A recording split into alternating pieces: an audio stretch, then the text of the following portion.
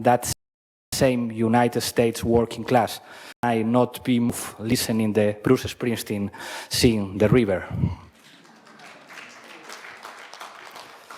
I also admire the words of some of the presidents of this country, like those of Abraham Lincoln, who said in his Gettysburg Address that a government is a government if it is of the people, by the people, and for the people. We too say the same thing in our country. I admire those cultural geniuses who held the banner of freedom high and resisted the persecution of Senator McCarthy, Dalton Trumbo, Bertolt Brecht, or brave men such as Frank Sinatra or Humphrey Bogart. As a Spaniard, I haven't forgotten the generosity of Americans, many of them people of faith, who in 1936 and afterwards welcomed and helped Hispanic exiles who came to this country with nothing. This country is also great because of his athletes.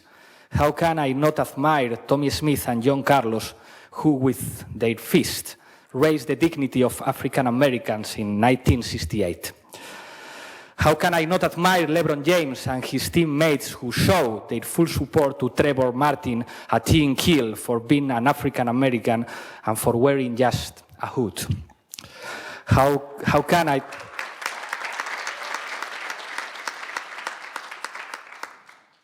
I not admire a country that gave birth to Rosa Parks, who showed that dignity is disobedience?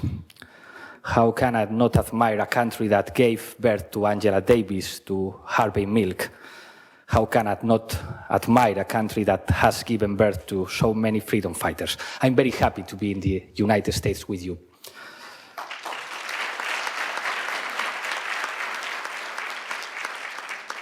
But today I'm here to speak to you about Podemos, to speak to you of how it's possible that a political force like us, born just 1 year ago, is now ready to take the government in Spain and to win the elections. To be able to speak to you about this, I first need to speak to you about the financial crisis and austerity policies. If the economic crisis has served for anything, I think it has been to make a classist political plan whose origin began in the 70s, visible to the public. That global plan put the financial powers at the top of the pyramid of world order. A billionaire, Warren Buffett, clearly expressed the success of this political plan when he openly said that a class struggle exists and it's my class that is winning this struggle. Shortly after being elected president of the United States, Bill Clinton, I read this story in a David Harvey book. Bill Clinton met with his team of economists that alerted him to the urgency of reducing the public deficit to calm down the bond markets. Clinton said something like this: "Do you mean to say that the success of the economic program and my re-election possibility depend on the Federal Reserve and a handful of bond traders?" Yes, that's the way power works in the States and in the world. The financial powers represent the supreme Soviet of global political power. They are above president and above parliaments.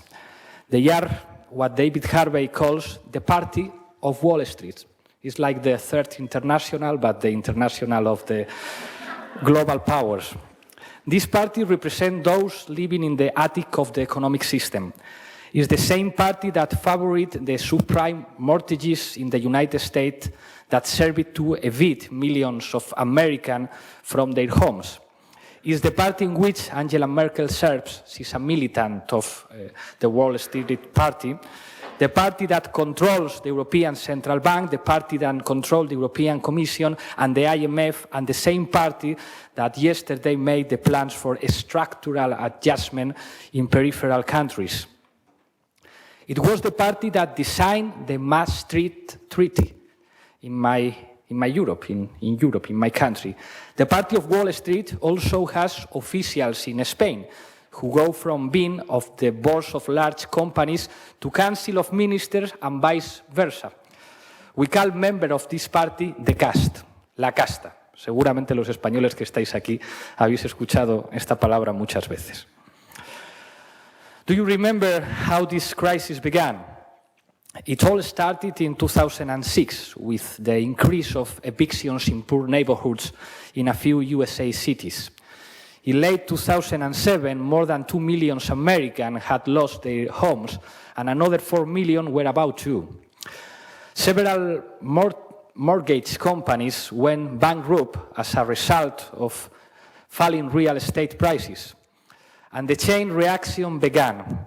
Banks, aware of this situation, stopped lending money to households and businesses.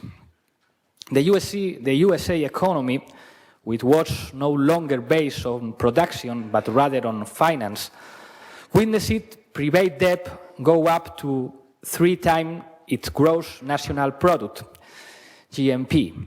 In this context of criminal irresponsibility, the rating agencies, now known worldwide, who were paid by the owners of the assets to be evaluated, lied over and over again and maintain the credibility of a model that would crush the weak.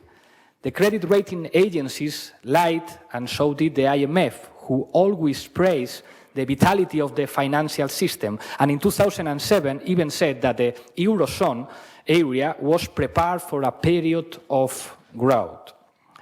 And finally, the USA banking system collapsed and ceased to perform its functions as a credit provider. And the crisis arrived in Europe. A few months later, millions of people lost their jobs. They were evicted from their homes because they couldn't afford to pay their mortgages. And the public wealth and the public health and education systems were dismantled, were destroyed by austerity programs that put to rest what was known now as the welfare state in Europe. The burden of the banking crisis was transferred to individual citizens.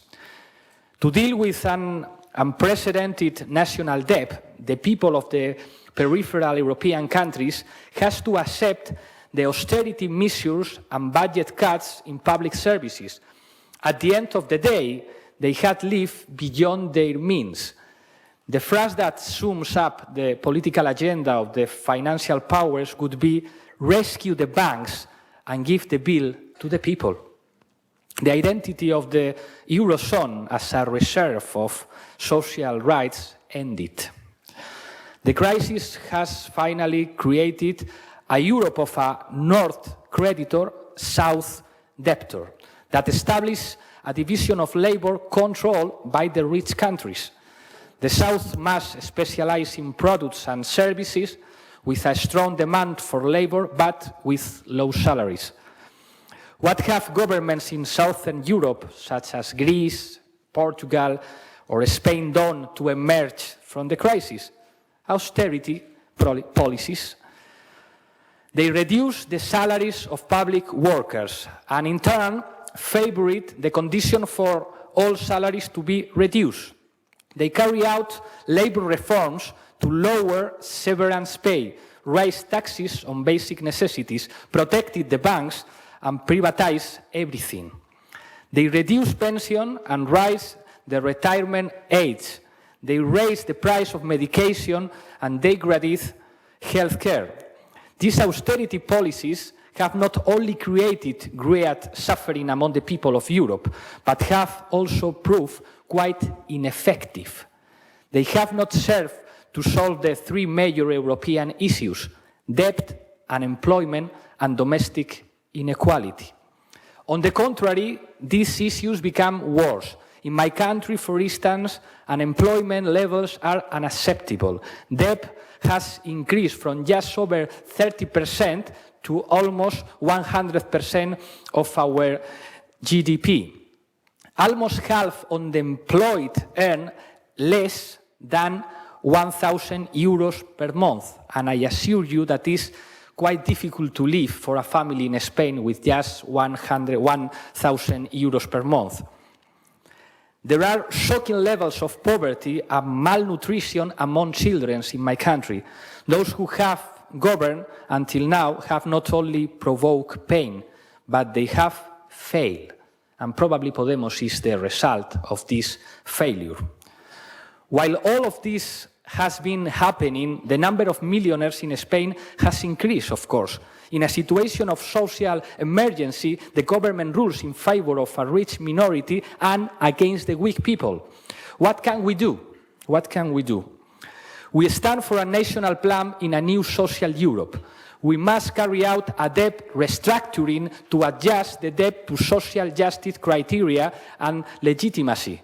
We must make the European Central Bank stop working for the banks and instead help government to fulfill their obligation to protect their citizens.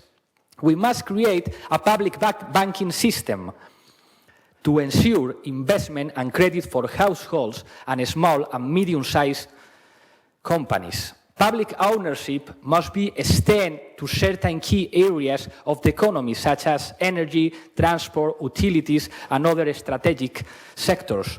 We must begin a process of reindustrialization through public investment, for which we need to adapt the education system by reinforcing access to primary and secondary education and the quality of vocational training, universities, and high-level research centers. Thanks to this investment, productivity, which is always associated with wage, will increase. We must also perform a tax reform that will redistribute tax and end the fraud of great fortunes and impose more pressure on the privileged. As a result, the supply of public funding for public health and housing will improve. We must fight tax havens.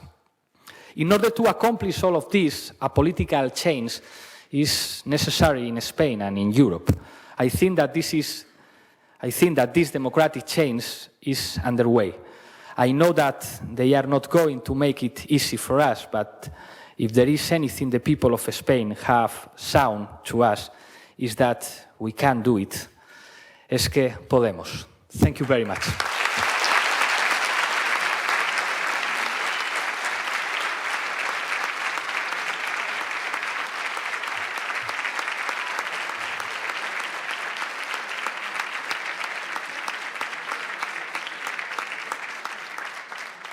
So there are microphones on the left and right side of the audience, and you can line up and ask your questions or if you have comments.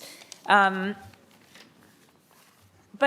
as people line up, Pablo Iglesias, I was wondering if you could speak a little bit more about your own family, for people in the United States meeting you for the first time, how you were formed, the forces that shaped you, the history of Spain. Thank you very much for the questions. My family probably represents the historical political commitment in my country. As Amy said before, my granddad was a freedom fighter in the Spanish Civil War, and my parents were doing politics during the Franco dictatorship. And since I was a child, I understood very well that politics are a cluster of tools that sometimes are really useful in order to improve the life of people. When politics is just a thing of the politician, a thing of men with ties, and these people who is in the top of the system, this member of the party of Wall Street, they are able to extol everything from the people. Politics should be a cluster of instruments for the people. I knew that since I was a child, because my atmosphere in my family was a very politically committed atmosphere. But probably in Podemos we are creating something new. when they ask to us, okay, you are leftist or you are from the right wing, I always say, I'm leftist, of course, but in order to create a new political majority in our country, the notion of left and right is not always useful. And I have the feeling that in my country, when we had a center-right party and a center-left party, finally the banks win. So we prefer to speak about the people from below, people from the top, and we say it doesn't matter what is your origin. It doesn't matter if your granddad was a member of the Franco army. It doesn't matter what did you vote in the past.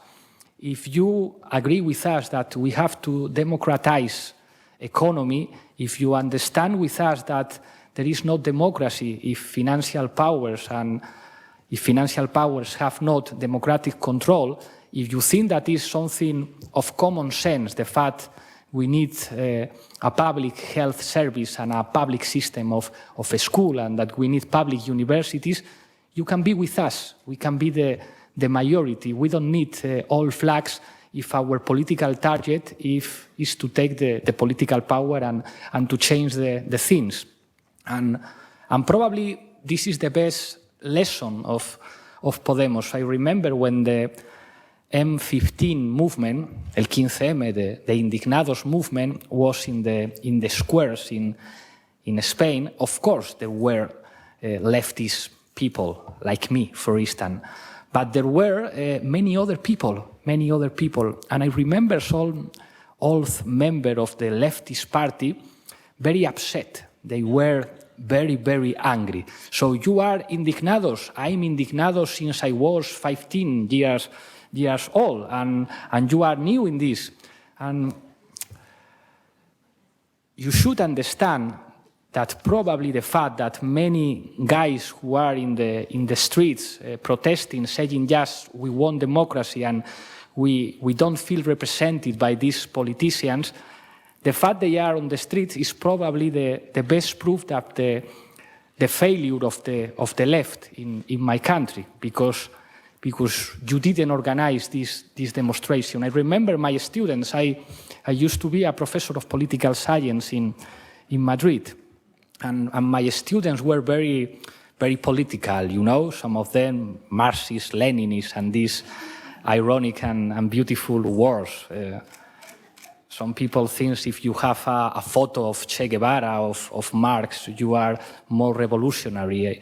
And the revolution has nothing to do with photos or with posters of T-shirts. It depends of the power relations. And they were very angry because they were in the assemblies of the movement, and they were trying to explain, but you are workers, you are the working class, and you are proletarians, and you have to change. And people didn't understand them. And I said to them, okay, you are doing real politics now, because politics is not just to have the best analysis of the situation. I know very well that what's the meaning of capitalism as a historic system. I know very well what's the meaning of class struggle. But in politics, it's very important to use a language understandable for the majority of the people. And probably, thank you.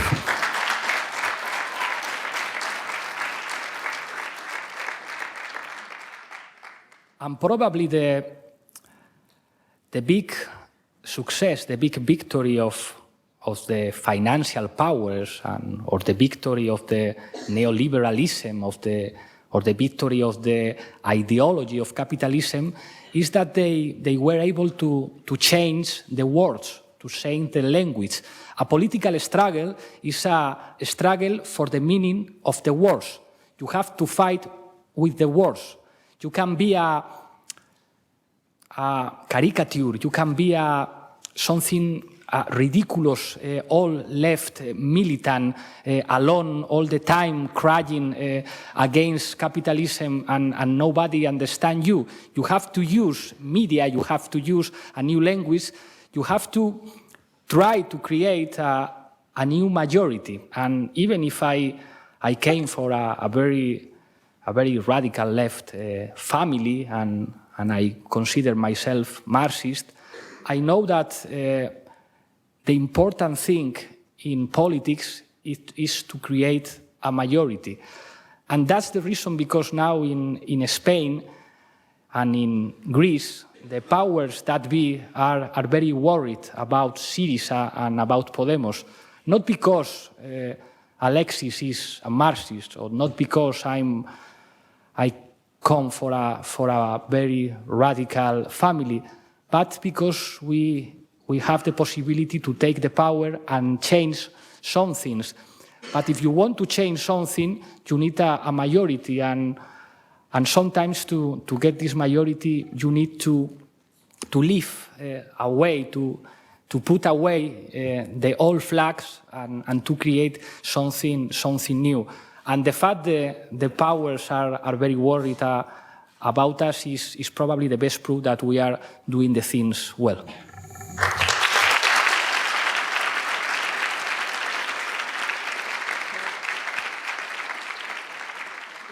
Why don't we take the first question for Pablo Iglesias? Hi, hello. I wanted to know whether you intend to include in your program some mechanisms to ensure the fulfillment of Spain's obligation to investigate and prosecute international crimes, war crimes, crimes against humanity, committed during the civil war and during the dictatorship. As you know, now the prosecution is quite difficult as a result of the judgment from the Supreme Court in the Baltasar Garzón's case, but there are alternatives such as the commissions of inquiry, as we have seen recently in Brazil. And I guess that I can guess your position with respect to this subject, but I want to know whether you want to include that in your program, something concrete with respect to Spain's obligation on this matter. For us, it's quite important, and in fact, we have a person in our political direction, in our political committee, the council, the citizen council we have, that is the maximum organ of Podemos party, working in that. For us, is something very important, and I feel very bad regarding the way the governments in Spain have managed that. So, of course, we will try to change it.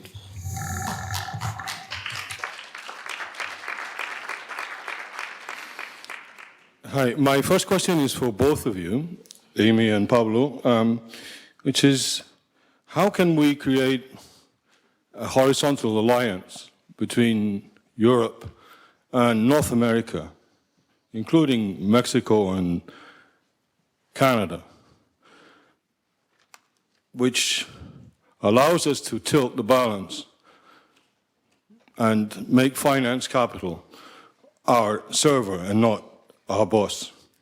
And I have a question specifically for Pablo, which is, why didn't you speak about education? Thank you.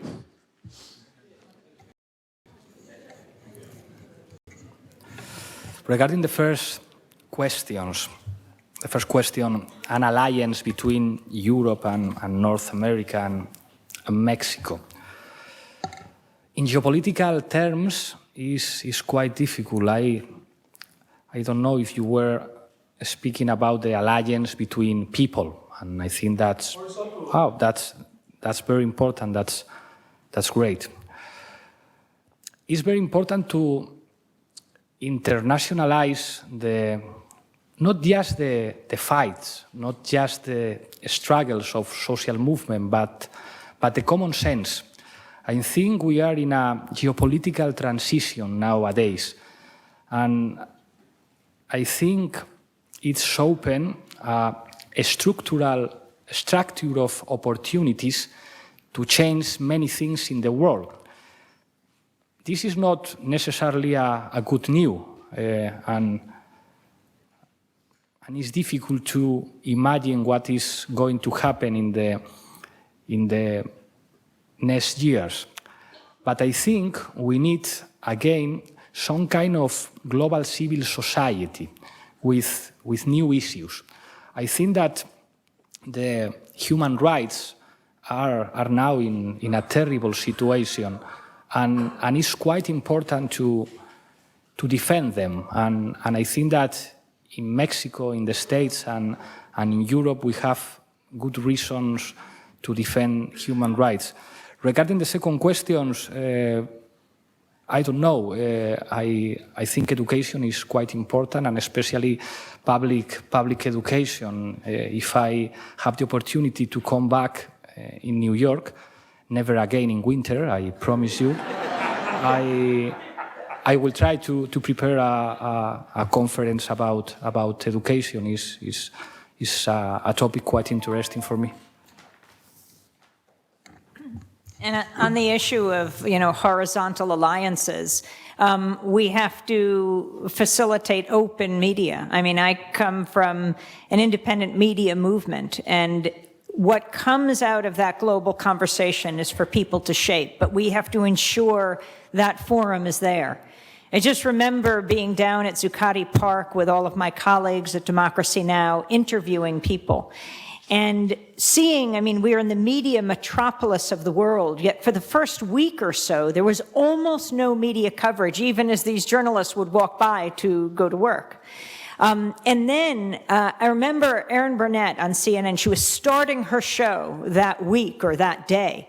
And all the interviews with her before is, I'm going to give voice to the people.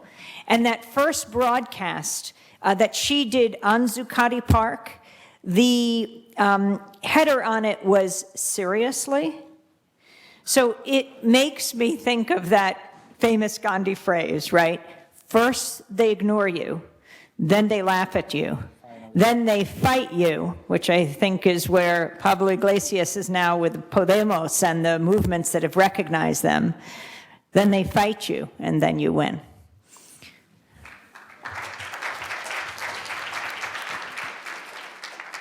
Thank you so much for being here today. My question is, you've spoken a little bit about your stance on the Israeli-Palestinian conflict. Could you share with us your thoughts, if your party gets into power, what your stance will be on the Israeli occupation and your current position on the BDS movement against Israel?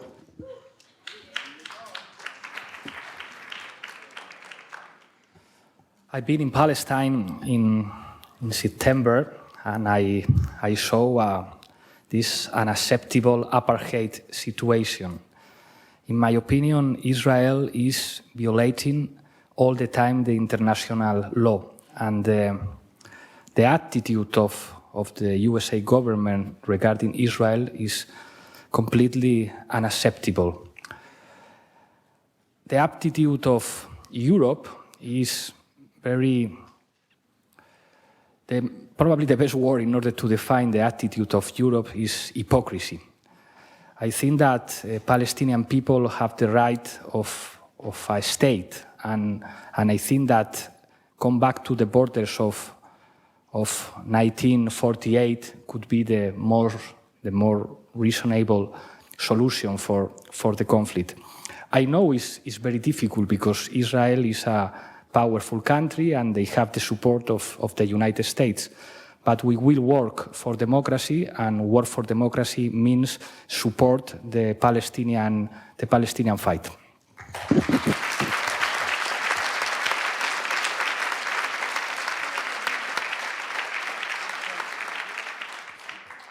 Mr. Iglesias, since you are running for a Spanish presidency, I have a couple of questions about internal politics. It is. The first, about 1 year ago in your TV show, La Tuerca, you said that following the definitive cessation of ETA terrorist activities, all Basque terrorist prisoners should be released. And I was wondering if you still maintain this position, and especially referring to those terrorists who committed assassinations very recently, 2010, 2011, who killed Isaias Carrasco, Ina Shuria, and others. And the second question regards to the Spanish security sector structure. You know that we have two main national law enforcement agencies. One is military, the Guardia Civil, the other is civilian, the national police. Do you like this system, or do you think we shouldn't have a military police in Spain? We should eliminate them or merge with the civilian police? Thank you. Regarding the first question, recently I vote in the European Parliament with members, together with members of the Socialist Spanish Party and the Spanish Popular Party, a resolution supporting the peace process in Ireland. A peace process means that law should be respected, and I think that the exceptional situation that we have in Spain regarding the prisoners is something of the past. I think that when someone commits a crime, should be in prison, and should be in prison the years that the law, in my case the Spanish law, say. If you have to be 20 years in prison because the Spanish law say you have to be 20 years, that's right. But as you know very well, in our country there is already an exceptional situation for a group of prisoners. And I think it could be a matter of responsibility of a state to end the exceptional situation, always with all the respect for the victims of terrorism. And obviously, as you know, we condemn seriously the terrorism of ETA in our country. I have to remind you that the Spanish governments of Aznar, Zapatero and Felipe González were sitting in the same table with the members, with the heads of ETA, talking about prisoners and talking about prisoners' policy.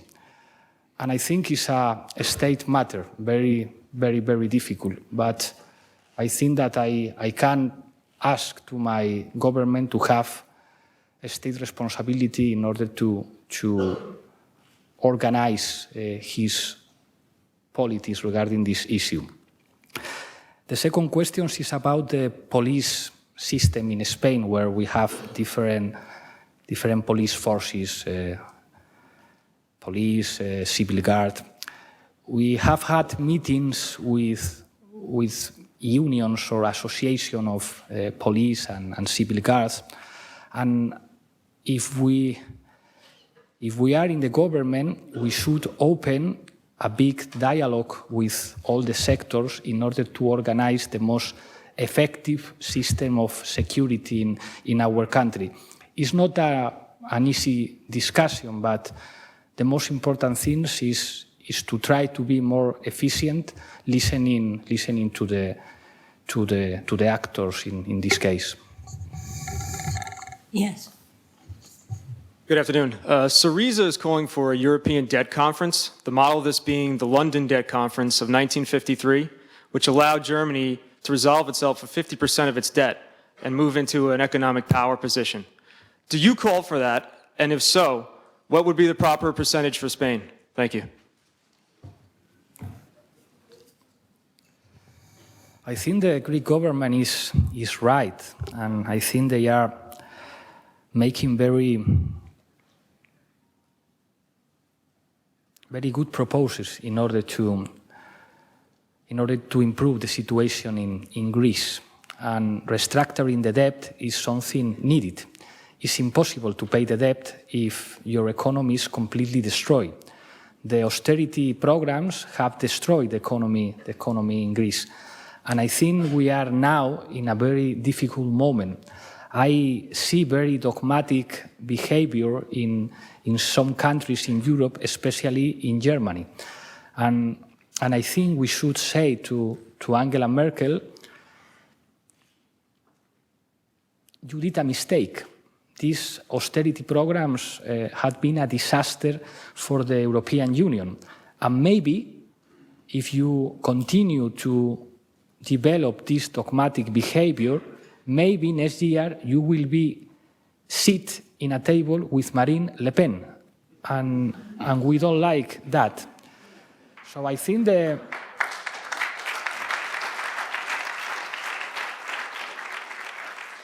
the Greek government is extending the hand, is giving an opportunity for recreate the project of a democratic European Union. And I think the European governments, especially the socialist one, should take that hand. Regarding Spain, our situation is different. Respect Greece, we are the fourth economy of the Eurozone, and probably we will have another position in an eventual negotiation. Yes. Hi. I just returned from Spain after a 2-week visit, and all I could hear from the media and from your opponents in the political world is you won't define yourself. You won't position yourself ideologically. You won't make a program clear to the Spanish people and the Spanish voter. I'm not going to say whether I agree with that or not, but basically, is this strategic ambiguity on your part? Is this something to position yourself in such a way as to isolate the other parties? And in order for you to perhaps define yourself, maybe for this audience, what makes you different from the Partido Socialista? What makes you different from the party that, despite the corruption and the problems, gave universal access to education, universal health care, voluntary military service, et cetera, et cetera, et cetera?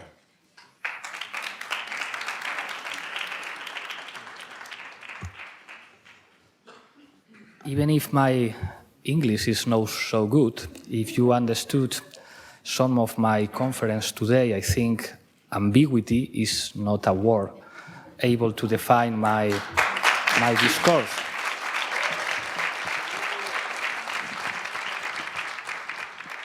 I think we are very clear when we said we don't want more evictions in our country, and using European law, we can finish with evictions in a week. When we say we need a restructuration of the debt, we are very clear, there is no ambiguity. When we say we need a fiscal reform in order to make rich people pay taxes in our country, we don't have any ambiguity.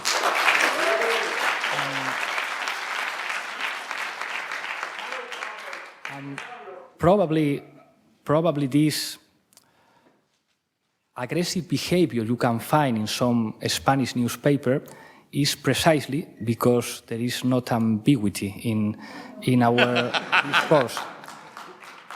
Regarding the Spanish Socialist Party, if they change, if they do the things in another way, my hand is extended. But I think they have some ambiguities. For instance, they deal with the Popular Party in order to change the constitution in Spain without a referendum in order to limit the deficit. That means to reduce the sovereignty capacity of our country. They have dealt 2 weeks ago with the Popular Party in order to create a new penal figure in our legal system, the permanent prison, something that is against the European values and against the democratic values. In the European Parliament, the Spanish Socialist Party negotiates the European Commission that is led by Jean-Claude Juncker. And after we knew the implication of Jean-Claude Juncker in a scandal of secret negotiation with transnational companies in order to make them not pay taxes, we propose an investigation committee in the European Parliament in order to know the activities of our president of the European Commission. And the Spanish Socialist Party answered us with ambiguity. They say, we are against the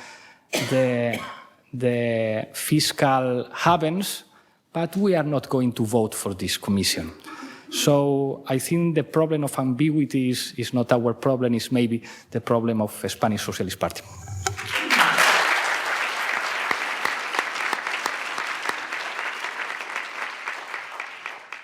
Bienvenido nuevamente, Pablo, a Nueva York. I teach economics here at John Jay College in CUNY, and I constantly put up to date my students with what's happening with Podemos. And I'm also a member of the Partido del Pueblo Trabajador in Puerto Rico, where we're closely following what's happening with Podemos. So I just want to make two quick questions. First, I think it would be great if you can give a general overview of the Maastricht Treaty and its ratification in Lisbon, so we can understand how in one way or another it contributed to what's happening in your country. And second, in your talks, in your platform, you normally try to emphasize, underline how capitalism has undermined democracy, how capitalism and its markets, financial institutions have undermined democracy. When you normally speak about unemployment for all the age groups in Spain, you like to refer to the need to increase the aggregate demand. And many people here know that that language and those concepts can be associated with the thought of John Maynard Keynes, who was one of the biggest defenders of capitalism. So I wonder, what critique do you have of Keynes, given that I know that you have in your staff very important and admirable economists like Vincent Navarro advising you? Thank you. Thank you for your questions. This is a very difficult exam. If you need help, John Harvey is in the front row. I'll try to do my best. Regarding Maastricht Treaty, in my opinion, it was a mistake. The problem of Maastricht is that states lost their sovereignty powers, and they gave to the European Central Bank, independent institution, the power of something that is very important for a state, that is the power of have money, to create money. And many of the problems we have now in Europe has many things to do with this situation. In this point, I think that there is not alternative, and it's something very sad when journalists ask to me, you would like to put Spain away from the Eurozone? I say no. So you love Eurozone?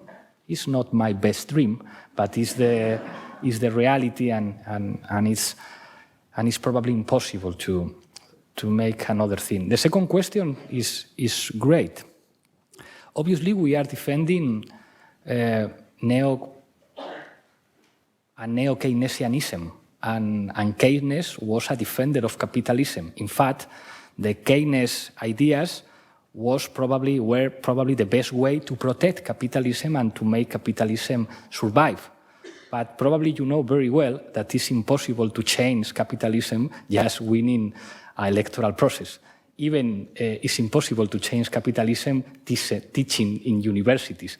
You can be the most Marxist professor of a university, and you are giving an excellent theoretical background for your students, but you are not changing anything. So even if I recognize that the capitalism is a terrible system, the things we can do if we win elections are very small things in the margins of free market economy, and we assume that we will have to deal with economic powers. We know very well that it's impossible to change capitalism just winning elections. But I don't like people who say, okay, in that case, I will be a superhero, an anti-capitalist superhero in the underground of the society. In my country, there are much people without a decent salary, with much problems, and we have to do something. And I know that the things we can do are reformist things. You could say to us, you are a reformist, you are not a real revolutionary. But if you study the history of the 20th century, I think we have to respect the expression of the class struggle that in the end finished in a reorganization of the powers and redistribution of the wealth.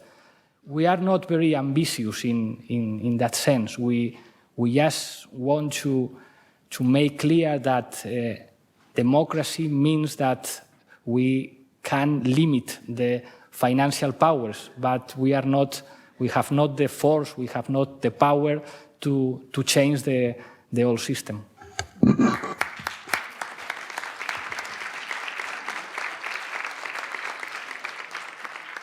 Thank you. First of all, congratulations to Podemos on behalf of the Schiller Institute, which has been fighting for some 3 decades now for the right of economic justice and economic development for every nation and every person. And we truly feel that we are in a revolutionary moment, that is precisely what we're seeing with Syriza in Greece, with Sinn Féin in Ireland, with Podemos in Spain, and emphatically with the new process that's coming into being with the BRICS alliance. The entire transatlantic economic system is coming down right now. And it means that the possibility of changing everything from top to bottom absolutely exists. And we're not talking about a few $1 billion of debt in Spain or Greece, but we're talking about $2 quadrillion in completely fictitious derivatives and related debt. And this financial collapse is also absolutely the driving factor behind the danger of thermonuclear war. We're seeing it every day with the provocations against Russia and so on. So I think the opportunity exists, not only this must be changed, but the opportunity exists right now to change it. Now, we have an offer from the BRICS nations that every nation, Xi Jinping proposed that the United States, that every nation join in with the BRICS. We have been leading the fight here to get the United States to join, and also for an international Glass-Steagall, which would bankrupt the predators and the too-big-to-fail banks in Wall Street and related areas. So my question is, what is your view, both on the war danger as it relates to this, and also on the potential with the BRICS, what Xi Jinping called a win-win situation of cooperation among sovereign nations as opposed to confrontation among nations, particularly at this both very dangerous but very opportune moment in history? Thank you for the question. This is probably the most difficult exam of my life, and in English. Professor Immanuel Wallerstein and other members of this world system analysis tradition, like Giovanni Arrighi, a friend of David Harvey, and others of this tradition said, we are in a geopolitical transition. We are in a post-hegemonic transition. I agree with that, and I think that there are many opportunities of change, and probably the global power now is in a changing situation. Not just the BRICS, also the role of China in this moment is quite important, and Russia is in the game again, and this geopolitical tension is probably a great opportunity, and of course the BRICS can be some kind of alternative for the rights of the people and some kind of alternative for democracy, even if this dynamic is very contradictory sometimes. We saw many years Latin America as a possibility of a new regional power able to contend, able to create a new power, able to negotiate with a different force with the States and with the European Union. But I don't see this situation as a revolutionary moment if we understand the word revolution in a historical sense that brings you to Russia revolution or China revolution. I think we are just in a moment of change of the global powers, where the national state is coming back. If you maybe read the book of Antonio Negri and Michael Hart, Empire, in this book you could see, okay, there is not national states anymore, there is just empire, this global sovereignty.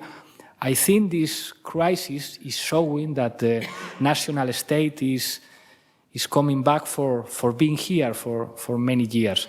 And new possibilities of alliances between countries are developing new opportunities for the people. It's impossible for me to give an answer. I would like to imagine a future in Europe with Syriza ruling the government in Greece, with us in Spain, with the Sinn Féin in Ireland, and with other forces in Europe, retaking the idea of a social Europe.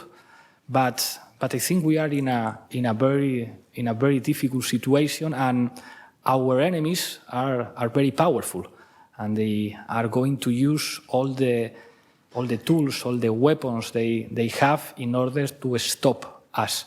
So I can't answer you the question if the BRICS are really the alternative of the new possibility for a new world order. Just to say, I was speaking the principles, the true principles of the American Revolution on this President's Day period. Okay.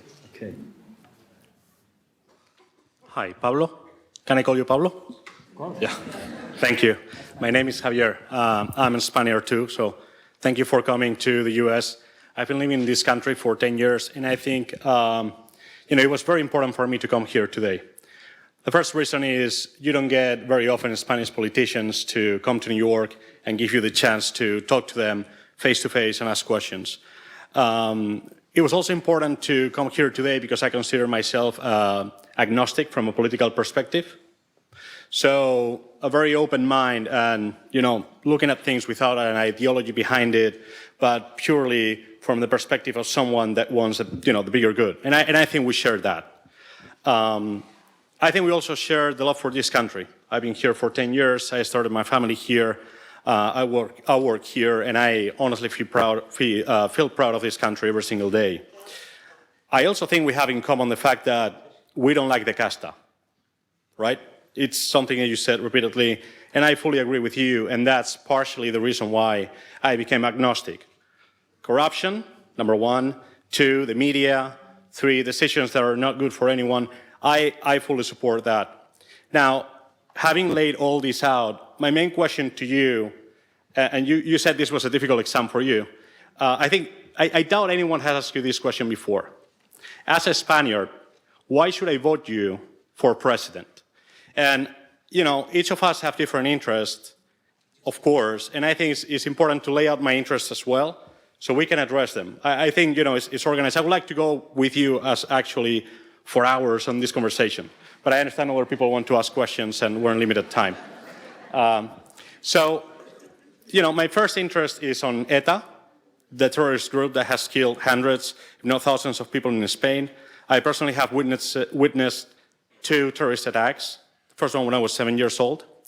I have seen you many times, and I've seen, graphical video documents that you were, spending time not only with ETA, but also crying out loud, Gora ETA, which is leave ETA. You, yes. Yeah, this is on YouTube everywhere. I'm happy to give my contact and forward that in the Castolas, which is, anyway. So that's, no, well, that's not true. Hold on. No, yeah, I've seen it. The second question I have, or the second interest that I have is, how close do you want Spain to become to countries like Venezuela? And the first, I thought the College University of New York favored freedom of speech, and I thought that we were all here to ask questions. If you want me to stop, I can stop. So I think this, listen, I think this gives him a great chance to explain many things, and I think that this gives everybody a chance to live by their word. I'm going to ask you, as an organizer, to respectfully ask you a question and step back from the mic to allow other people to step back. Okay. Pablo, I'm not finished. I was going to ask you more questions. If you want me to stop, I'll stop and leave. If you want me to ask my full question, it's totally up to you. So why don't you've just asked two, one on ETA, one on Venezuela. What's your third? And then let him answer my main question is, why should I vote you? And my concern is ETA, Venezuela, where people don't have anything to eat, and we know that. Mm-hmm. And the third question is... And your third question? You guys are representing Podemos by saying that. Okay.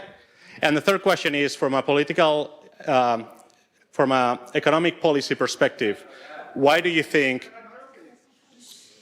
Go ahead. Why do you think? Why do you think imposing a 3,000 euro salary is good for everybody, especially when you make much more than that as a European deputy and you make much more than that at a university? Okay, thank you.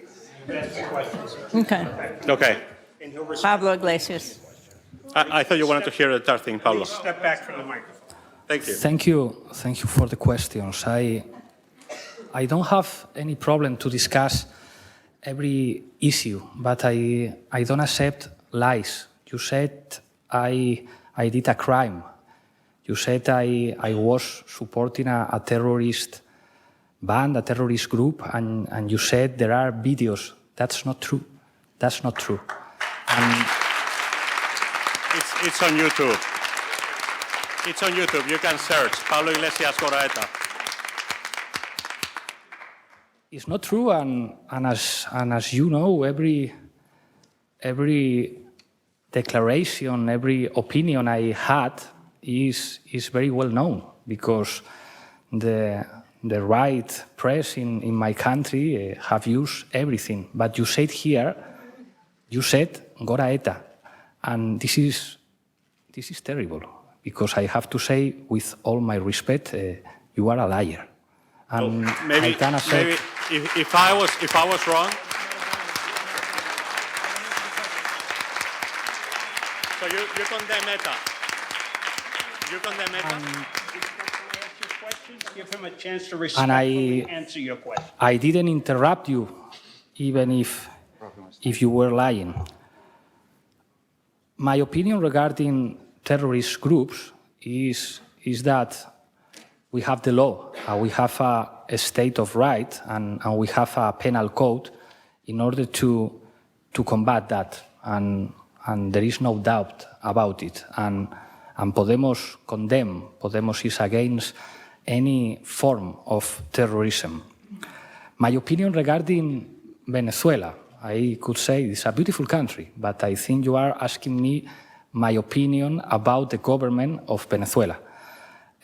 My opinion is that there are some things that the government in Venezuela, the present government, did well, and others they didn't do the things well. And regarding the last question, I don't remember. What was the last question? The salary. This is strange, because we are the only members of the European Parliament that gave through 2 or 3 parts of our salary. Is for a member of the Parliament, if you are a member of Podemos, you can take more than 3 minimum salaries. That is less than 2,000 euros per month, and I think it's a good salary. But in that case, I think, for example, in of the European Parliament is more than 6,000 euros per month, and we just take less than 2,000. When I was professor in the university, my salary was 950 euros per month, and I was happy with that, because I don't have children and I don't have health problems, but I think I would prefer a better salary.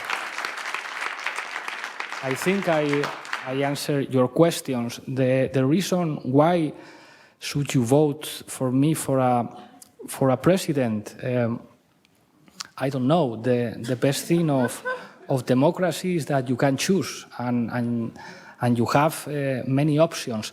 Probably you will never have the chance to ask questions to the other candidates, but That's why I wanted to go for hours. you can do your own choice. Thank you.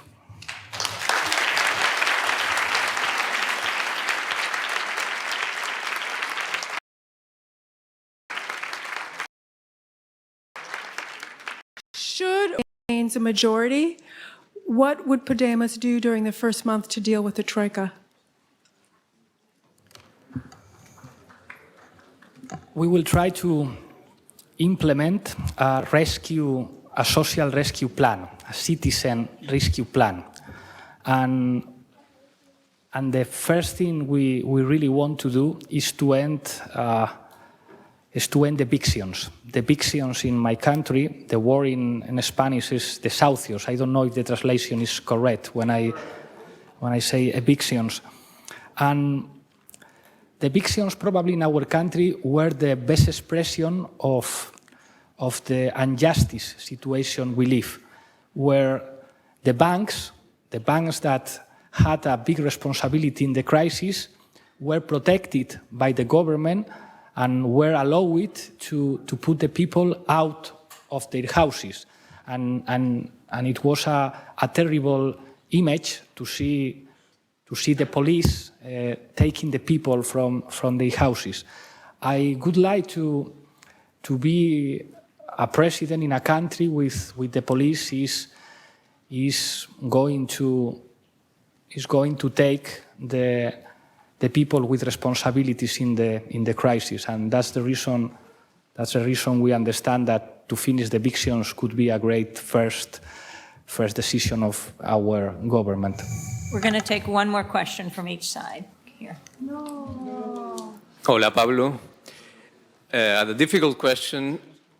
Do you think Syriza's ability to execute their program successfully, and if they fail, not because they are not right, but because the enemies are more powerful and they might win, do you think that will condition Podemos' ability to win electorally in the popular perception of Spain?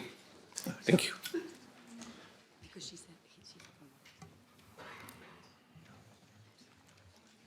Now, all the people is comparing Syriza and Podemos, and we have a great relationship. We are friends, and we are very happy with the success of Syriza in Greece. I think it's the best news for Greece people. Finally, they have a Greece president, not a delegate of Angela Merkel.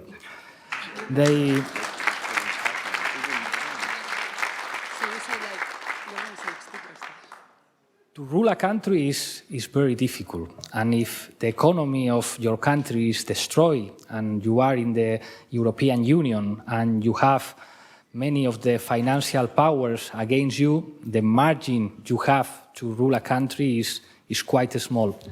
But I think the Greek comrades are very clever, and they understand how this chess game works. And I think they are going to do the things very well. But we were not the cause of, we couldn't help Syriza to win the elections in Greece.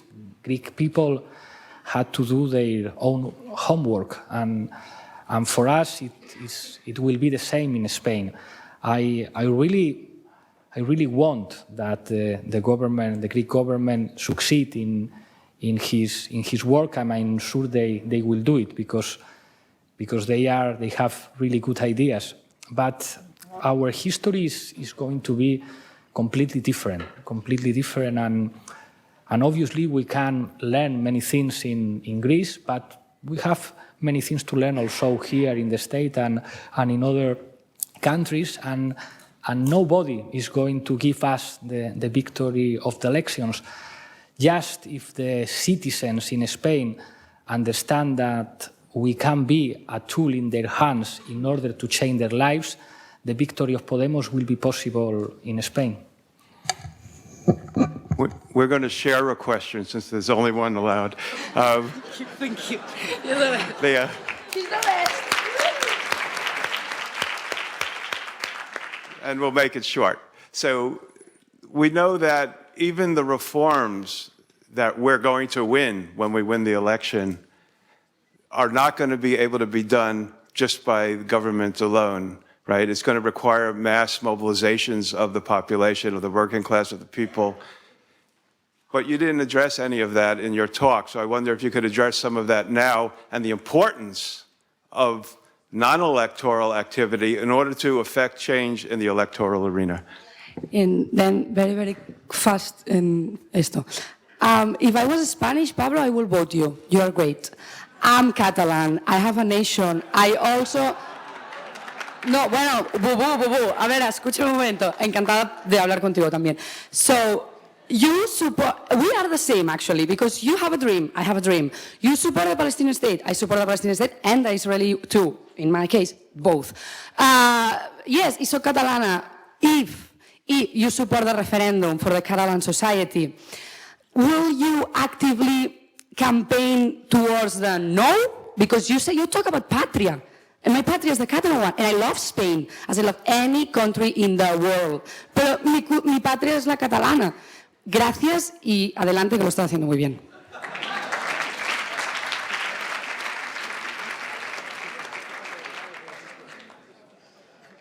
Regarding the second question, as you know, in Podemos, we defend the right of Catalan people to decide.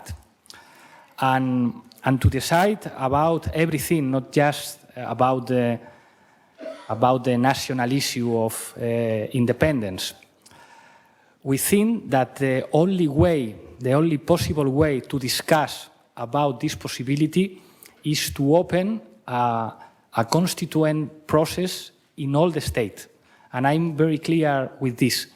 I support a referendum in Catalonia, in Països Catalans.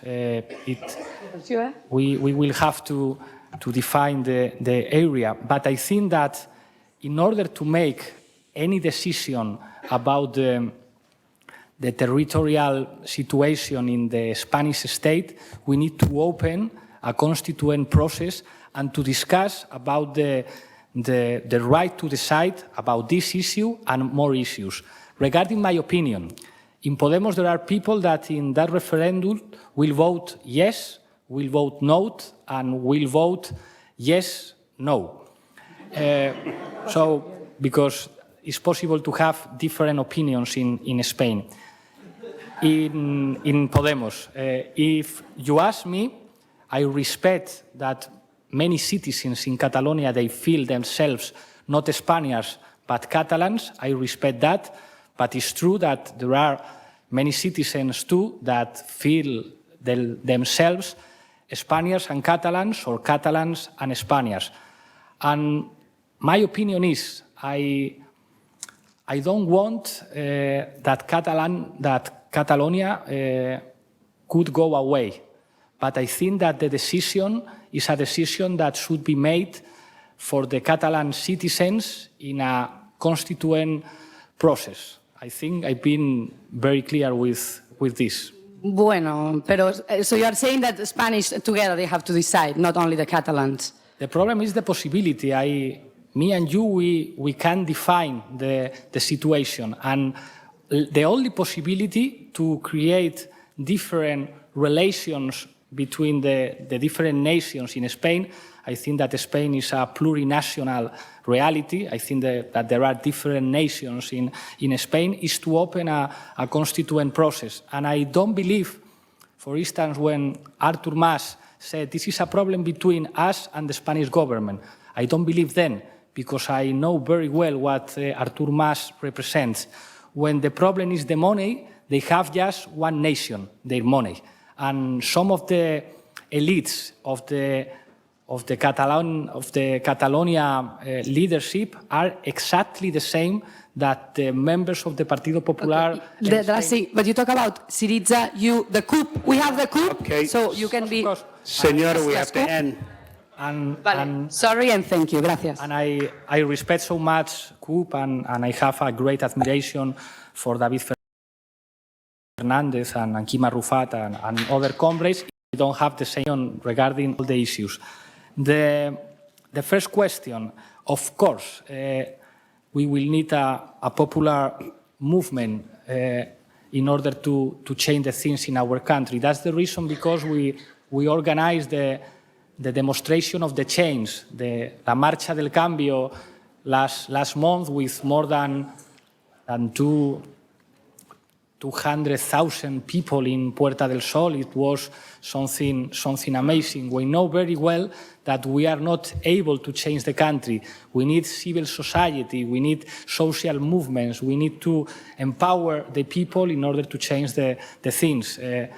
It's not possible to make change just with a government. You need a organized civil society, a organized popular movement in order to create new possibilities for real democracy in our country.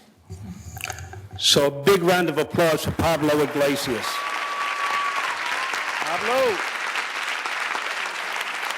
Pablo, I'll quickly close out by saying, we thank you. I speak on behalf of New York when I say we appreciate your leadership, all that you have done, and we have a lot to learn from you. So thank you. I'm going to put you on the spot a little bit. We'll expect you at Left Forum this particular spring. So check out democracynow.org for the interview with Pablo today. And coming up in the next day or two, we'll also have it there in Spanish. Thank you so much. Tengo pegatinas, tengo papeles. Aquí no se escapa nadie sin su tarjetita de Democracy Now. Oye, pues a mí no me la han pasado, pero ya tengo varias. Oye, pues... Ya tengo, tranquila. Oye, voy a ir a por el abrigo. Vale. If you could just...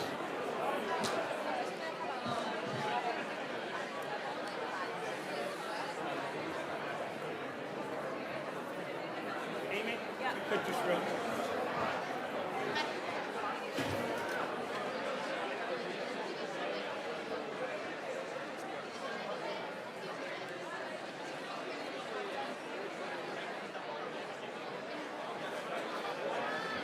Manzana. Acércate ya. Sí. ¿A dónde vas? ¿Para allá? Sí, yo acércate. Sí, no, voy a sacar... They'll take you right to the front door if you want. Oh, yeah, okay. I'm going to come there in 1 second.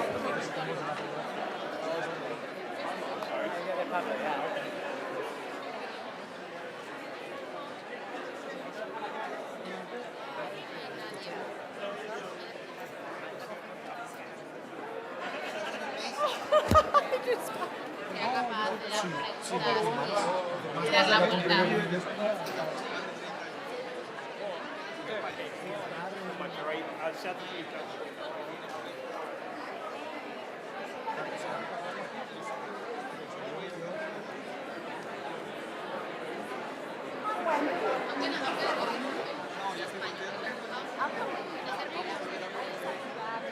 I haven't eaten breakfast, so I'm starved.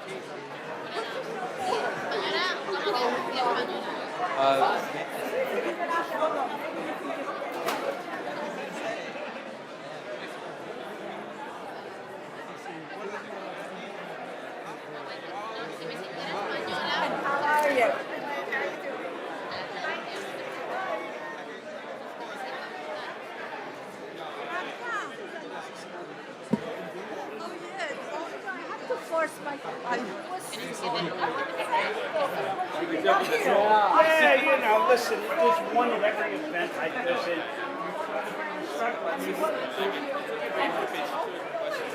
Being a troll and how, like, disingenuous he's trying to be, and like talk about him so much.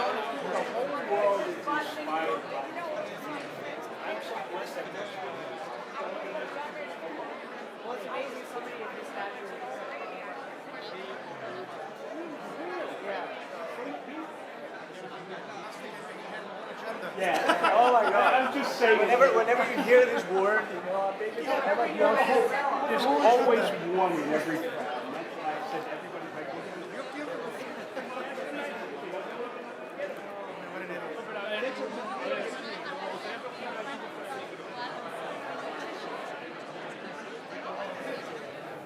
Didn't know he'd be here. You like selling, man. Get a photo. I don't. If you give me an email address on one of these, I will email you. That's why I was going to go upstairs, but I couldn't leave it for I said I made a mistake. I left all my cards. That's it. Yeah. Yeah, if you just put an email address on here, I'll email you. And then... Right. We have also this whole thing, Okay. Okay. Can you write down the right name? Sure. Because I'm really glad you did this. I mean, It's a blessing to me. I say I'm so blessed to be an activist that people, I'm humbled that people come to me, Rob, you're the only one that can make this happen. I'm like, what? But I'm blessed in this institution to be supported by those members of academia. They've always supported me. I'm formerly homeless. I used to work with Picture the Homeless, and they just, you know, they've given me the microphone, said do it, right? You know, and it's like unbelievable. Like, you know, 8 years ago, I was living on the streets of Miami. Yeah, I'm sorry. we just had a conference actually, and I'd like to Okay. guys who was active on the homeless. Yeah. Okay, so he came. I Okay. haven't talked to him, so maybe he didn't like Okay. it. I shouldn't tell him.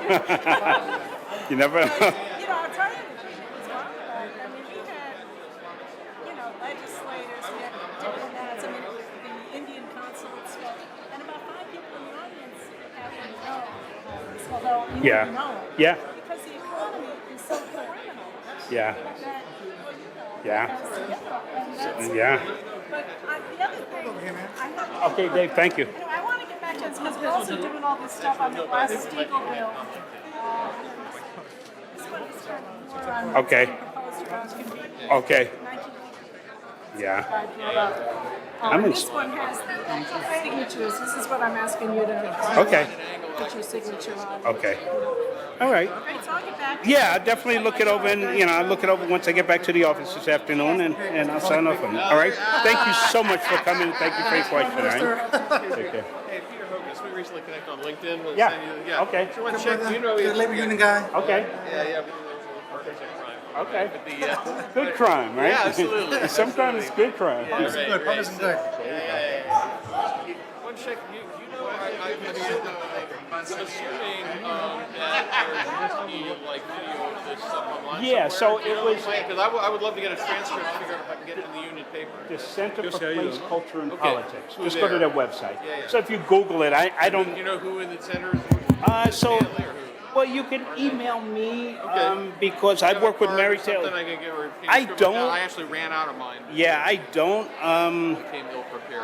I. Oh, well, listen, I'll send you a note on LinkedIn or something. Yeah, send me a You know, note I on don't use it that LinkedIn, much, and but I will Okay. email you with my That'd be great. information. Yeah, any contact info right. in the center. So the young lady, she helped take them out. Mary, you saw Yeah. me with a little thin blonde. Was she the one who asked the question about the breakdown? No, she was okay. sitting right up I front, didn't so see- I very didn't see thin. her. She's the assistant director of the Center for Place, Culture, and Politics. Okay. So the center What's her name organized again? Mary Taylor. Okay, so were the they two like of us the collaborate. CUNY sponsored? I mean, besides- Yeah, well, there's I heard the also name, the Advanced Research Lab, but you know, we organize. So Mary and I were the organizers. Yeah, okay, We put it cool. together, Glad and- you did it. Yeah, so it was Vicente, a friend of Pablo's, came to us and said, "Can you organize this event for us?" Yeah, well, fabulous. I barely got in. Thanks, man. No. Okay, thank you, man. Just send that through LinkedIn, and I'll email you back. No, I don't. He has a bunch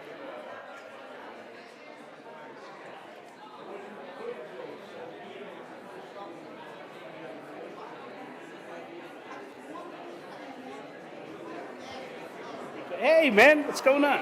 You were here the whole time? Thank you. It's a blessing, yeah. Form? No. Wasn't there? No. We'll get it from Vicente. Don't sweat it. Do you have a blank? You can email me and we'll get it.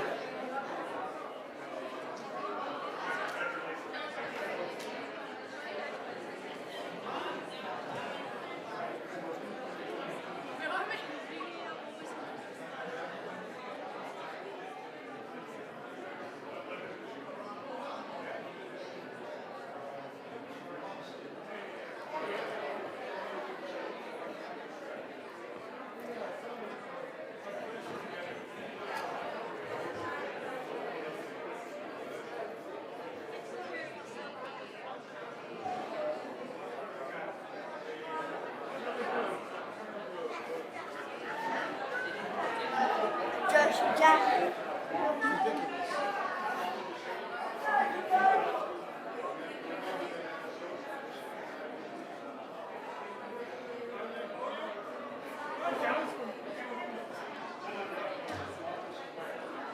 Just put this anywhere in the room. It's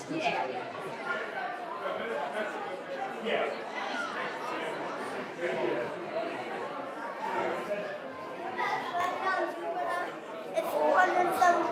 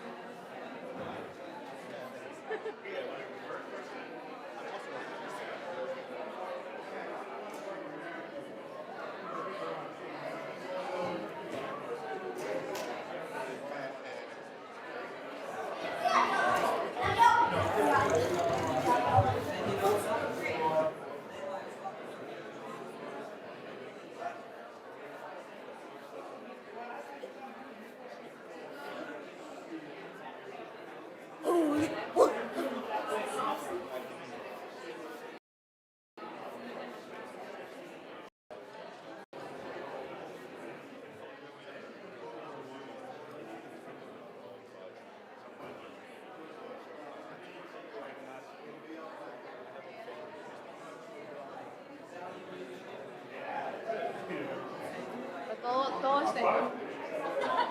Exactly.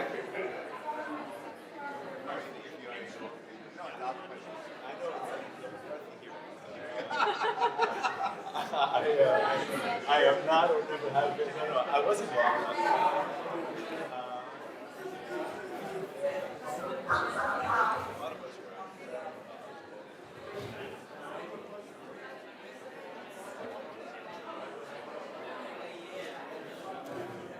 Where did he go? I don't know. I have to find out. I saw him. Wait, what lady? You remember the one who brought them and put them on the table? Oh. Let's see if we can.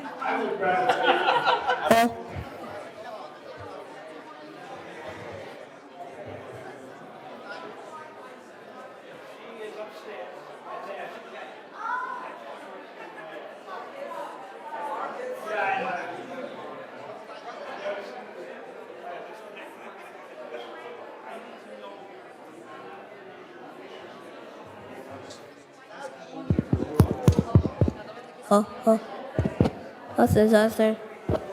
Speak right into it. No, right there, yeah. Oh no.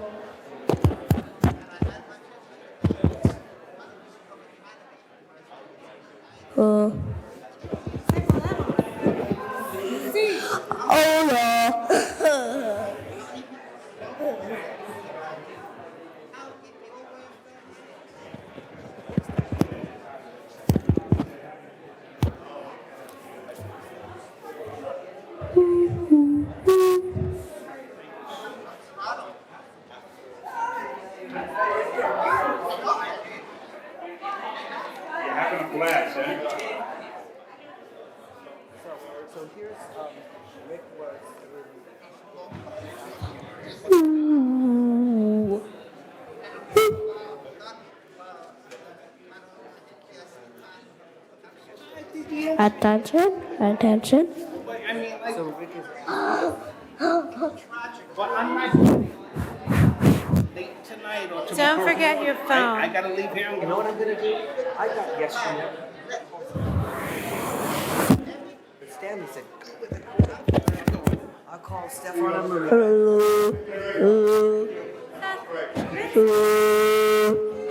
Coordinate and have a conversation about what we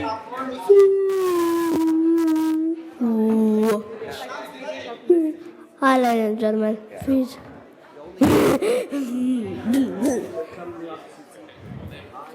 Podemos. We're going to have to find some time. What? Okay. We don't need to do it now. Bye. For the next time it happens, it's better. Hey, I touched the keyboard. Touch base, you know? Hopefully. Who touched the keyboard? It's smoother and less stressful. Have that protocol.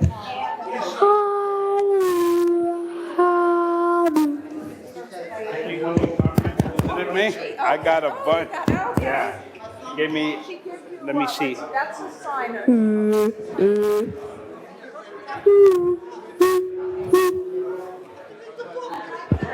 Testing, testing. 1, 2, 3.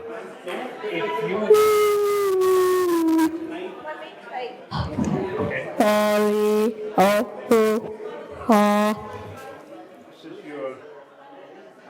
Hello. Hi. How you doing?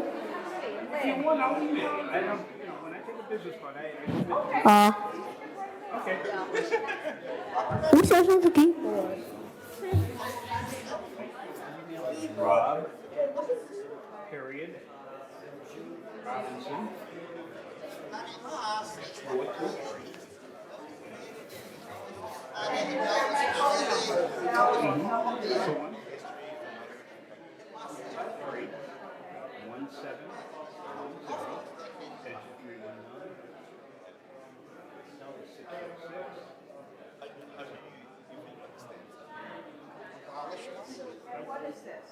I work for a human rights organization, National Economic and Social Rights Initiative. Thank you, baby girl. Okay. But I have a strong relationship.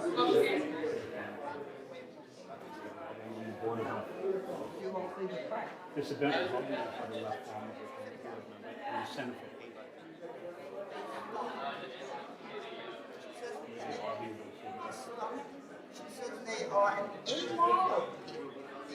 First person that I worked with was Well, I hope we'll be able to collaborate in doing a series of things. Okay. Okay. I'd love to talk. I do a lot of work in Asia, particularly in Brazil. I work a lot with them.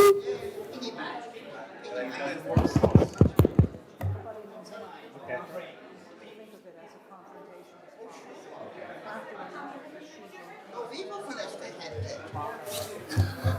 Hello? What? So radio, right? Usual, right? So I would definitely look through all of. Sit down, yeah, Okay. let's get together. I'm Okay. actually going out to California at the end of this week with a great heroine Okay. that I work with here. So it's one of the people that Okay, yeah. Right. Of our institute. So, we're doing something to honor her, Okay. and I will be back. So Okay. next week, maybe we can get together. Okay, That would be perfect. Great. Thank you. Thanks so much for coming. Very Appreciate good. it. Thank you. Yes. Yeah. How old are you now?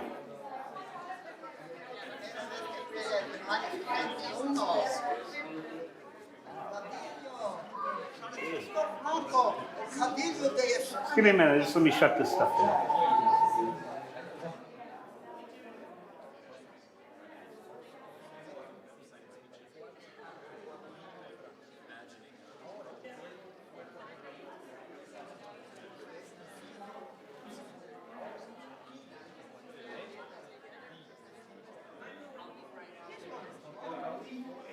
Oh, I'm telling.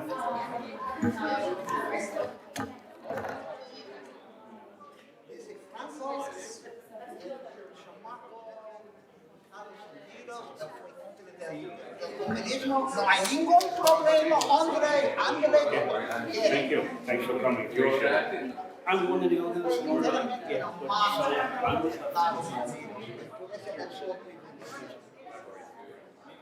Thank you. Thanks for coming. Comunismo ya corre con tus tonterías.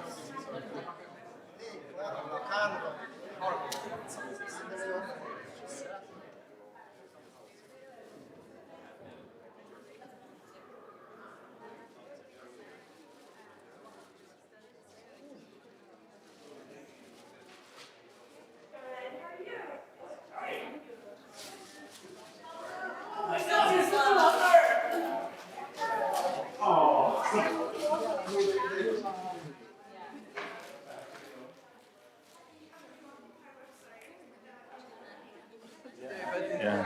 Well, people are very excited.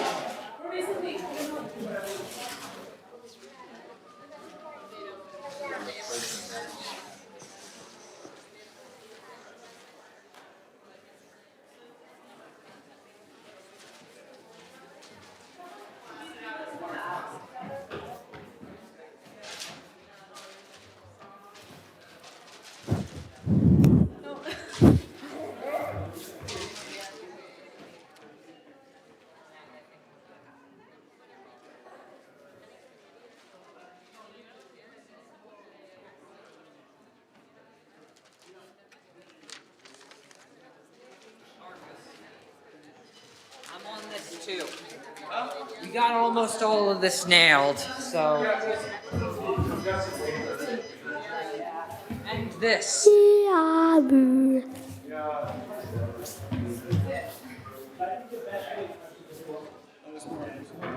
One more.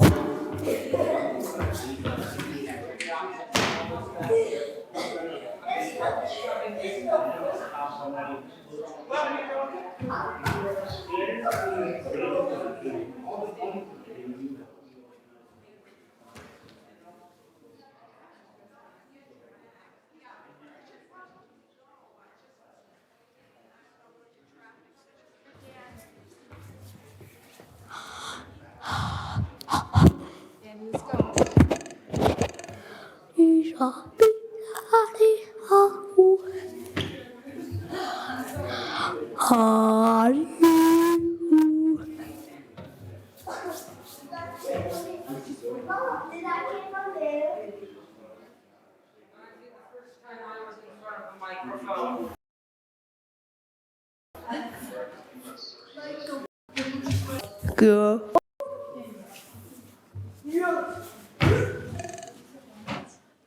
All right.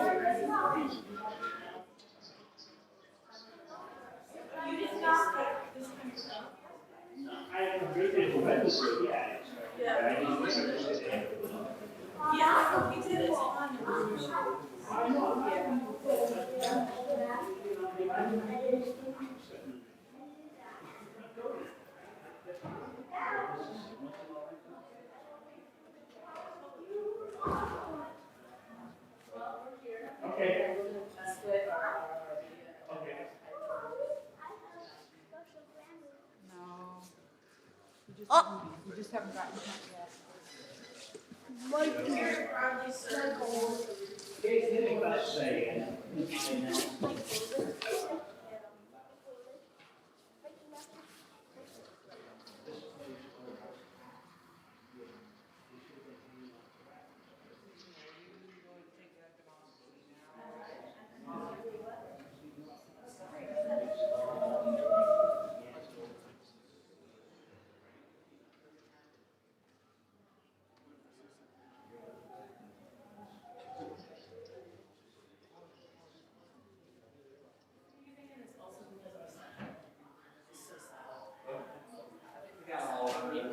I agree with that, but I think the left is also a fraction. I think there's many reasons. You have no idea about my main mantra in my head that I've did the past 4 or 5 months, and they're like, what would the Tea Party have done? And anything but for good. Yeah, I had my phone off because I was videotaping. Kind of thing, but yeah, but between them and also the Yeah, by 5, yeah. theocratic, yeah, but the pro-life theocratic like sect as well, Okay, good. right? That's good for me. Like they all basically said whatever needs to happen to push it forward. Like they did this 10, 15 years ago, and we're dealing with that now. I mean, I'm not excited, you know.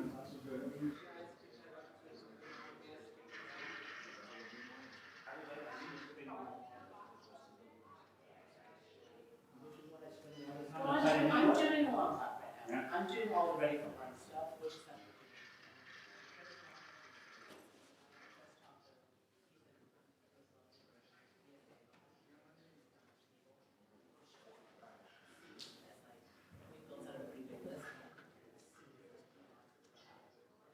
well, he actually has it's like a 6 to 10 point plan for America. Like he has like an actual plan. I mean, he already has already endorsement.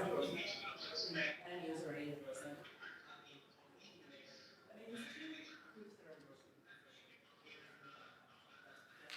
As long as he doesn't run as a Democrat, He's gonna run as a Democrat. What do you think he's going to? So he's gonna run as a Democrat. He's already, his He language has is no already choice. changed. He has no choice. If he raises $50 million, which is like a lot less than $1 billion of that.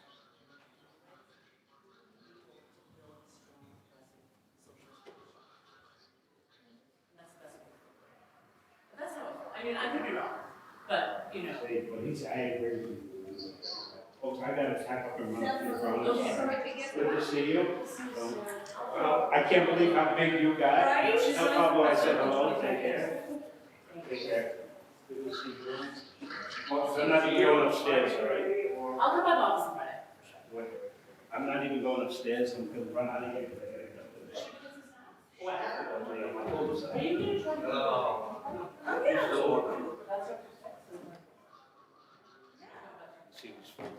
no. Are you inviting us to your house? No, the computer belongs to school. This folder I is. talked to him actually about making nonviolence, and he's totally on board with a partnership. He just doesn't want, he doesn't think that we should do a local exchange because that would put into question their objectivity. No, it's true. It's absolutely true. I know. He's a little bit. My stick.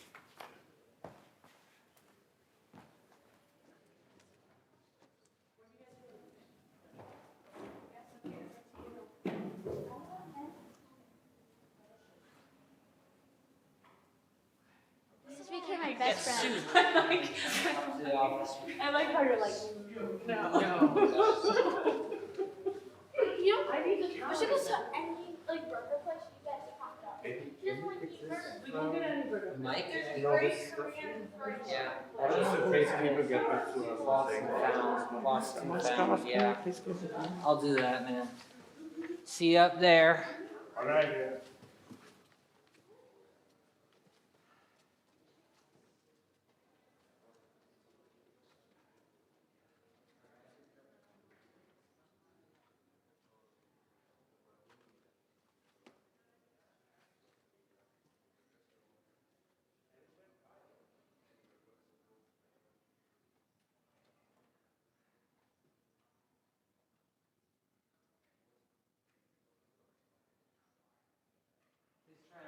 didn't forget anything, everybody. Has anyone already forgotten things? Thank you. That's mine. These are mine. All right. I guess we're fine then.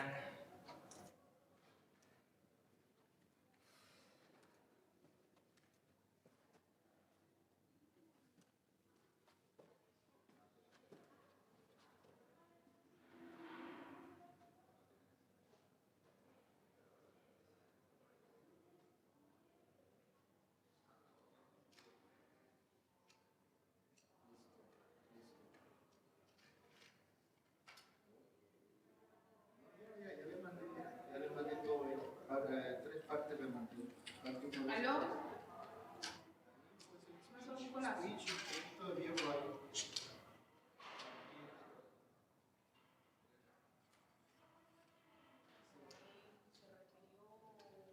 Él dijo el presidente, pero Más de 15 minutos. preguntaron sobre Latinoamérica y Venezuela. Él no dijo en general de Venezuela, sino él dijo del presidente. De 10 a 12 minutos. Sí, sobre Venezuela. Del speech.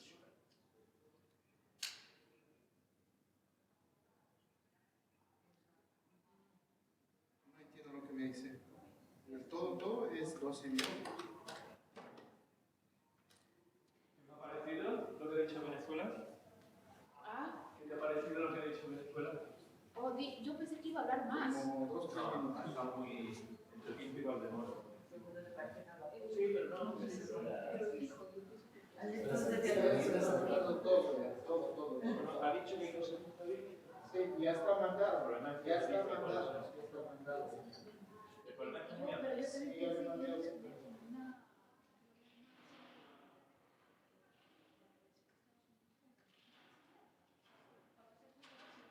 es muy disperso. Es muy Llámalo, porque ellos me están... El problema de este hombre es muy disperso. mira, si no es mal, pero cuando se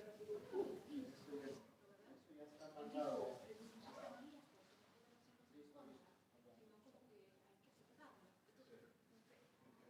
Es muy falso todo. como que me quedé así como... Suerte. ¡Chao! Así son estos.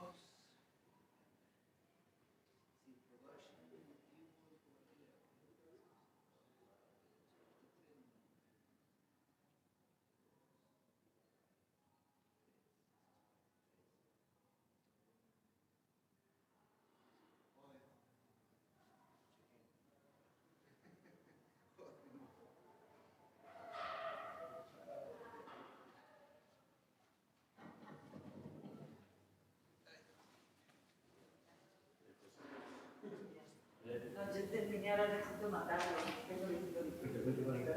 Es que estoy conectada, pero me entra y no me sale.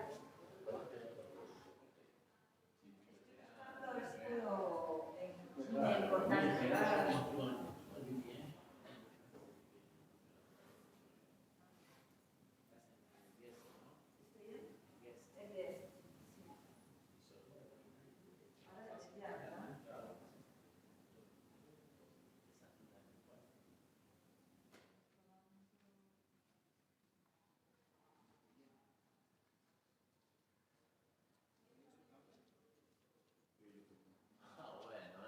Ahí escondido.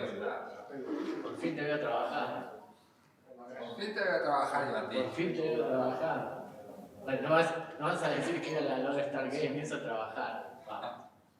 No, pero lo vamos a ver la semana que viene. Listo. Bien. Ponete serio. ¿Te puedes pedir favor? Bueno, suerte con eso. Chao, hasta luego. Sí, porque necesito trabajar aquí limpiando. Ah, ok. Tenemos un evento después de esto. Ya, bárbaro. Oye, me dijeron que a ver cuándo vamos. Cuando te dé la gana, tío. Se llama...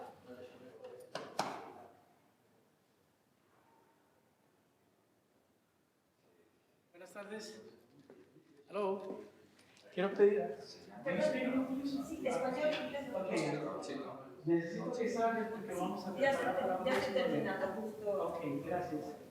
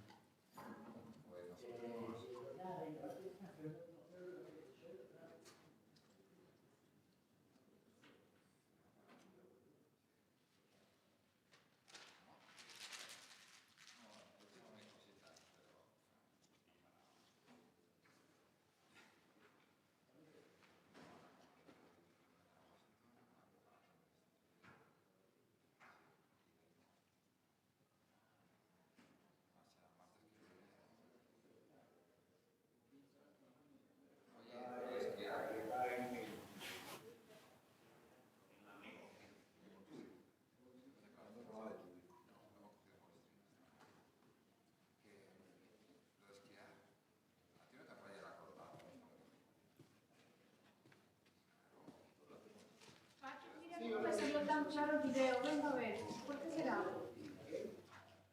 me salió tan claro el video.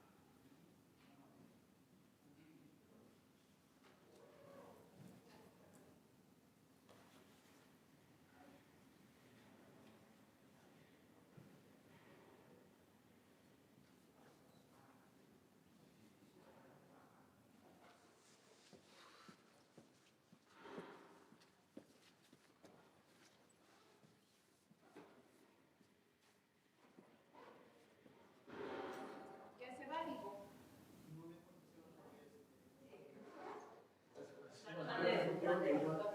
Una pregunta que tenía Mercedes antes. ¿Cómo se llama el público que aplaude No, no, el tipo que le dice al público que aplaude. No sé.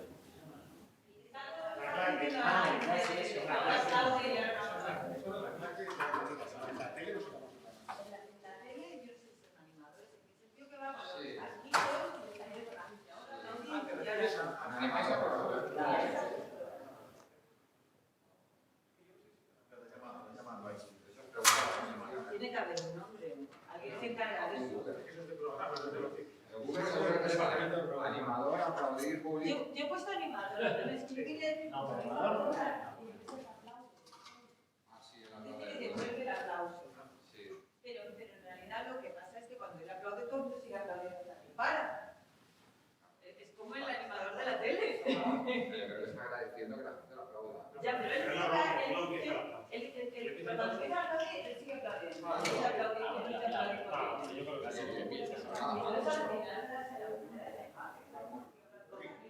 Porque van a celebrar nosotros.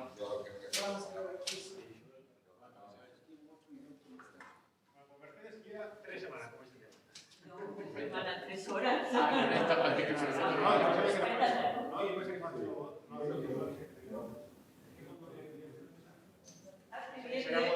de televisión.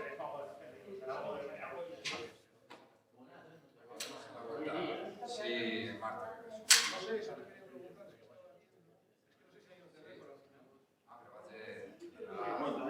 No hay caso por ningún lado.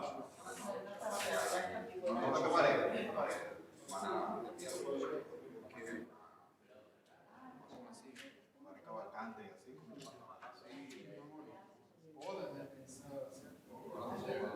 Hoja buena, tú sabes cuál es el tema. Hoja buena. Hay uno que se llama Vamos. Hoja buena, pero la tuya tiene una buena. Claro, sí, sí. ¿Qué si es derecho? Sí, para. Yo lo he conocido.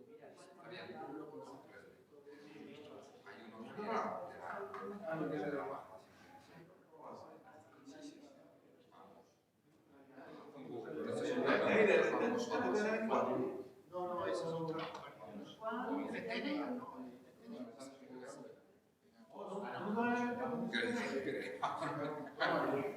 Oh, sí, sí, cuando pinga. Yo fui el último. Todos son nuevos. Todos son nuevos. Todo que venía estampado más de. Ah, porque el tipo lo que quería salir después.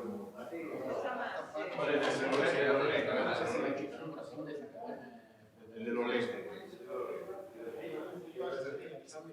Ah, sí. Le estaba diciendo algo, Chito. Y no lo dijo. La de menos. Eso es. Ah, no lo dijo francés. Sacaron porque Francés no lo dijo. Que se ve que argentino que le ha dicho que lo mejor que te ven en la carne y toda aparte y todo.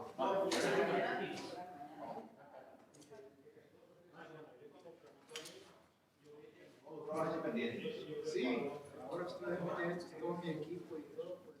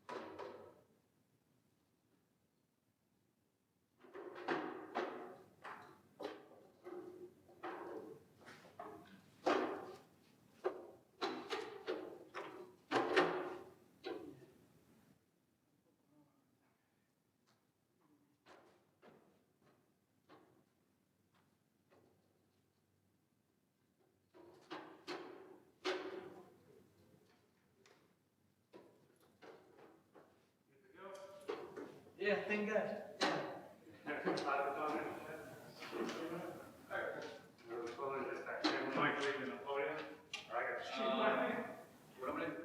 What I was thinking is just leave the audience mics. No reason to take it down if they're already up. Pull the table mic. All we need from the booth is the digital recorder right here, and we'll put it right here, run it right onto the. It's already being fed out, so. Yeah, well, I mean, it's fed all the time. Well, it's being double fed. Now it's double fed. Is it double? No. You're gonna pull that, or you want me to pull it? I'll pull the stage stuff. All right, I'll turn it on. You gotta stop the live set recording.